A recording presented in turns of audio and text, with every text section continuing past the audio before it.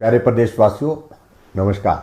पिछले कई दिनों से आप सबसे हमारा संवाद नहीं हो पाया और स्वाभाविक रूप से आप सब लोग भी इच्छुक होंगे कि हिमाचल प्रदेश में कोरोना वायरस की वर्तमान में क्या परिस्थिति है, और उसके साथ साथ में आप लोग ये भी जानने के लिए इच्छुक होंगे कि हिमाचल प्रदेश में सरकार कोरोना वायरस से संबंधित आने वाले समय में और वर्तमान में क्या क्या कदम उठा रही है।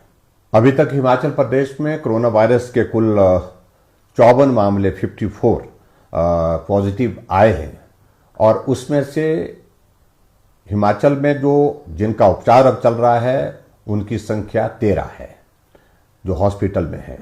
जैसे मैं पहले भी आप सबके साथ बातचीत कर चुका हूं कि इस बीच में बहुत बड़ी संख्या में हिमाचल प्रदेश में दूसरे प्रदेशों में फंसे हुए हिमाचल के निवासी हिमाचल वापिस आना चाहते थे, और उन लोगों की हिमाचल प्रदेश में आने के लिए हमने सरकार की ओर से इजाजत भी दी, व्यवस्था भी की। स्वाभाविक रूप से हमको इस बात की आशंका भी थी कि बाहर के प्रदेशों में जहां हिमाचल के लोग इस संकट के दौर में फंसे हुए हैं वो हिमाचल प्रदेश में आएंगे। संभावना इस बात की हो सकती है कि हिमाचल में कोरोना वायरस के मामले बढ़ सकते हैं, और उसके अनुरूप हमने हिमाचल प्रदेश में इस बात को अनुभव किया कि मामले में थोड़ी बढ़ोतरी भी हुई है। अभी जो 1 तारीख के बाद हिमाचल प्रदेश में अधिकांश मामले जो आए हैं उनमें से वही लोग ज्यादा संक्रमित पाए गए जो लोग हाल ही में हिमाचल प्रदेश में दूसरे प्रदेशों से आए हैं। वो भी अपने भाई हैं, उनके स्वास्थ्य की चिंता वो भी हमारी जिम्मेवारी है, उनकी जीवन की रक्षा ये भी हमारी जिम्मेवारी है, और इसके साथ साथ में हिमाचल प्रदेश के हर नागरिक के जीवन की जिम्मेवारी भी हमारी है। मैंने पहले भी इस बात का जिक्र किया था कि हिमाचल के निवासी जो बाहर के प्रदेशों में फंसे हैं वो हिमाचल आ सकते हैं, लेकिन हिमाचल प्रदेश में पहुंचने के पश्चात वो हमारे क्वारंटीन के नियमों का सख्ती से पालन करें। कुछ जगह इस बात को लेकर के हमने देखा है कि बहुत ईमानदारी से क्वारंटीन के नियमों का पालन किया है, होम क्वारंटीन में है और उसमें परिवार के सदस्यों से भी वो नहीं मिल रहे हैं। पर कुछ जगह हमने ऐसा भी अनुभव किया है कि होम क्वारंटीन के नियमों का जिस प्रकार से पालन होना चाहिए उस प्रकार से पालन नहीं हुआ। उसका परिणाम ये हुआ वो खुद संक्रमित थे, लेकिन परिवार को भी उन्होंने संकट में डाल दिया।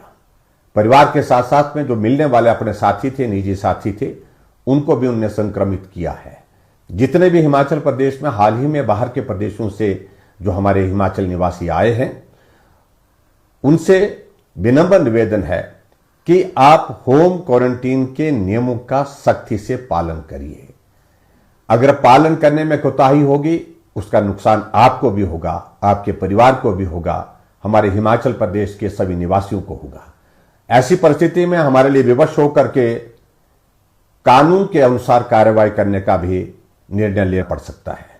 भले ही आप परिवार के सदस्यों के साथ नहीं मिल पा रहे होंगे उस प्रकार से जैसा आप मिलना चाहते हैं, लेकिन फिर भी आपको इस बात को समझना चाहिए ये वक्त बहुत लंबा नहीं होता, 14 दिन का वक्त बहुत छोटा सा होता है।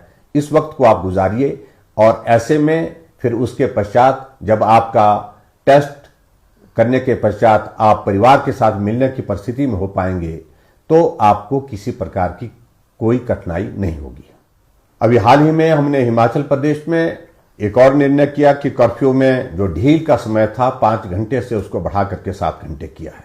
वो इसलिए किया है कि ग्रामीण क्षेत्र के लोगों के शहरी क्षेत्रों में सामान की आवश्यकता पड़ती है। जब तक के लिए शहर में पहुंचते तो तब तक के लिए कर्फ्यू की रिलैक्सेशन का समय समाप्त हो जाता है। उनको बहुत बड़ी कठिनाई का सामना आते जाते जो है करना पड़ रहा है। ऐसी परिस्थिति में हमने तय किया कि इस अवधि को बढ़ा करके 7 घंटे करना चाहिए, और 7 घंटे का इसलिए भी कि उसमें सोशल डिस्टेंसिंग को भी हम मेंटेन करने की परिस्थिति में हो सकते हैं, और हमारे बिजनेस एक्टिविटीज को भी हिमाचल प्रदेश में हम चाहते हैं कि अब सुचारू रूप से चले, उसके लिए भी समय अवधि को बढ़ाना बहुत आवश्यक था। इसलिए हमने ये निर्णय लिया कि कर्फ्यू में ढील अब 5 घंटे की नहीं 7 घंटे की रहेगी। लेकिन फिर भी मेरा सभी से इस बात के लिए निवेदन है कि आप बाजार में अनावश्यक रूप में भीड़ में एकत्रित ना हो, सोशल डिस्टेंसिंग का ख्याल रखें, मास्क का उपयोग करें, मैं आप सबसे इस बात के लिए भी जरूर निवेदन करना चाहता हूं, कोरोना वायरस का अभिप्राय यह नहीं है कि दुनिया खत्म हो गई। किसी भी व्यक्ति को यह संक्रमण हो सकता है और संक्रमण के बाद हमने हिमाचल प्रदेश में इस बात को अनुभव किया, पूरे देश में भी और पूरे दुनिया में भी इस बात को अनुभव किया कि कोरोना किसी व्यक्ति को अगर हो भी जाता है उसके बाद भी वो स्वस्थ जीवन व्यतीत कर सकता है। कुछ वक्त तक के लिए परहेज की आवश्यकता है, कुछ सावधानियों की आवश्यकता है। आप पानी पिएं, गर्म पानी का सेवन ज्यादा करें। आप काढ़ा, जिसको हम अपनी भाषा में बोलते हैं, गांव की भाषा में, जिसका हमेशा हम पुराने समय से इस्तेमाल करते रहे, उसका इस्तेमाल करें।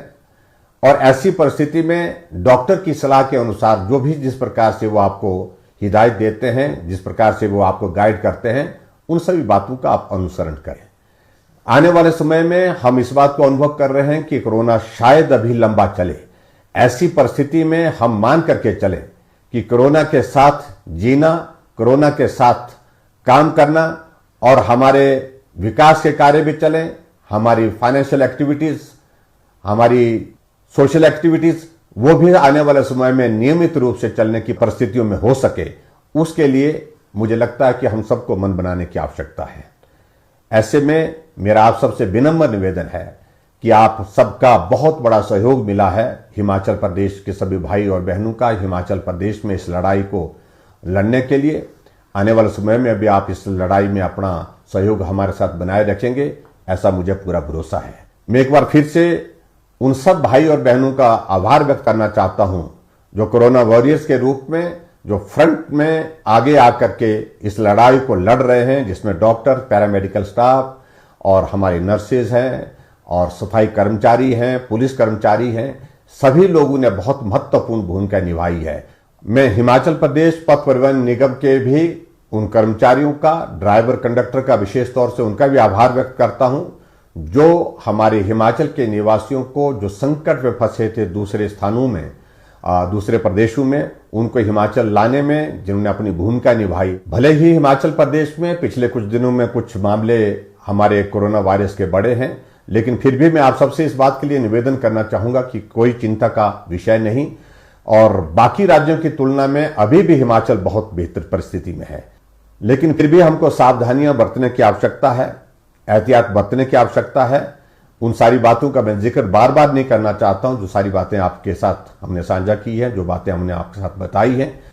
आप उन नियमों का पालन करते हुए आगे इसमें सहयोगी साथी बनकर के चलते रहेंगे, यही मैं आपसे निवेदन करना चाहता हूं।